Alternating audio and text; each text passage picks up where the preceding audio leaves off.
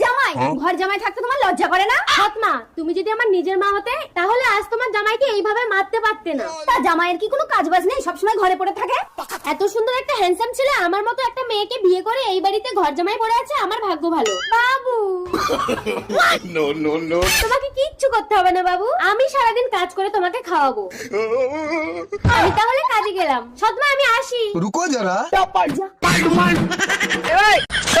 सबर करो रुको আরে আমি তোমার ব্যাগটা ফেলে এসেছি।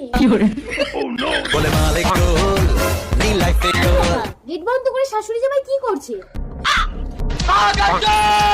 আরে কংস তুমি জানো না তোমারই মরণ। আমার বাবাকে তাহলে তুমি এইভাবে মেরেছো সৎমা? Hello police. পৃথিবীতে যখনই যখনই অসুর মায়ের ইজ্জত লুটতে চেয়েছে তখনই তখনই দেবী অসুরের অকাল বোধন করেছে।